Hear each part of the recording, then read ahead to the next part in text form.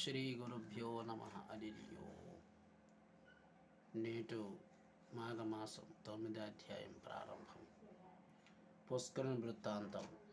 ఈ విధంగా ముగ్గురు కన్యలు పునర్జీవితులైన వృత్తాంతం దిలీపునికి వివరించగా, దిలీపుడు శ్రద్ధగా వినిన తర్వాత తనకు కలిగిన సంశయాన్ని గురువర్యులకు వశిష్ఠులు వారితో ఇట్లా నడుగును. పూజ్యులైన ఓ మహర్షి, ఈ భూలోకమున యమలోకమునకు దూరం ఎంత? చనిపోయిన ముగ్గురు కన్యలు ప్రాణములెంత కాలములు మళ్ళీ వచ్చినవని ప్రశ్నించును. వశిష్ఠుల వారు దీర్ఘముగా ఆలోచించి ఇట్లా బదులు చెప్పారు. మహారాజా, అందరూ తెలుసుకోదగిన ప్రశ్న అడిగితివి. శ్రద్ధగా వినుము. భక్తి మార్గమునకు మించినది మరొకటి లేదని. చనిపోయిన ముగ్గురు కన్యలు పుణ్యవతులు. వారొకసారి మాఘమాసంలో స్థానమనుసరించి ఉన్నందున వారికి కలిగిన పుణ్యఫలము వలననే మరలా బతికి కలిగినారు. దీనికి ఒక ఉదాహరణ వివరించుతుము, ఆలకింపుము. ఒకప్పుడు పుష్కరుడు విప్రుడు ఆ కన్యలు వలననే యమకింకరులచే యమలోకానికి పోయి తిరిగి భూలోకానికి వచ్చును. ఆ వృత్తాంతం కడ విచిత్రమైనది. పుష్కరుడు ఒక బ్రాహ్మణుడు, మంచి జ్ఞానవంతుడు, సకల జీవులందు దయాగలవాడు. పరోపకారం చేయుట తన ప్రధాన ధ్యేయమని అతడు ప్రతి మాఘమాసమునందు నిష్ఠతో స్థాన జపములు మొదలైన పుణ్య కార్యక్రమాలు విడవకుండా చెయ్యే దీక్షవంతులు, సదా భగవంతుడికి నామ సంకీర్తనలు పాడుచు భజించుచు జీవనము గడుపుచున్న పరమ భక్తుడు. ఒకనాడు యముడు పుష్కరుని ప్రాణం తోడుకొని రండని తన భటులకు ఆజ్ఞాపించినాడు. యమభటులు వెంటనే పోయి ఆ విప్ర పుంగవునికి ప్రాణమును తీసి యముని వద్దకు నిలబెట్టినారు.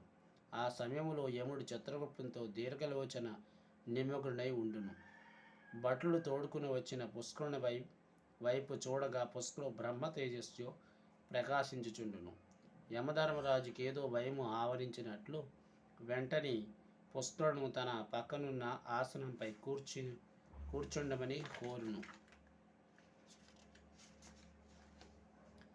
యముడు భటులు వంక కోపంగా చూసి, ఓరి భటులారా, పుష్కరుడును పేరు గలవాడు ఆ గ్రామము నుండి మరొకడు గలడు. వాణ్ణి తీసుకురాకుండా ఈ ఉత్తమునికి ఎలా తీసుకుని వచ్చితురు అని గర్జించేసరికి గడగడా వణికిపోయారు.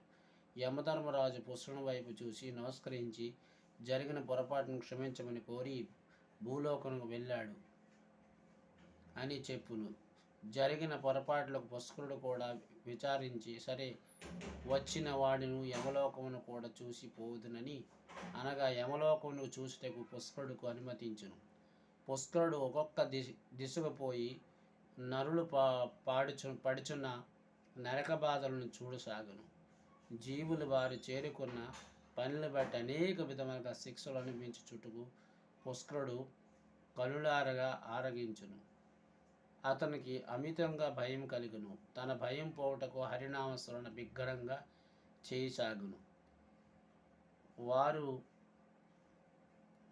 నామస్మరణ విన్న ఆ పాప జీవులు తమ తమ పాపములు పోగొట్టుకోచుండును. వారు శిక్షలో ఆవు చేయడంపై యమలోకమునంత చూసిన తర్వాత పుష్కరుడు తిరిగి భూలోకానికి వచ్చును. పాపులు అనుభవించుచున్న నరక బాధలను చూసి వచ్చినందున పుష్కరుడు మరింత జ్ఞానంతో దేవుని స్మరించుచుండును. ఈ ప్రకారం కొంతమంది పుణ్యాత్ములు యమలోకమునకు వెళ్ళి తిరిగి వచ్చుదురు. వారు ఉన్నారు, ఇది నిజం.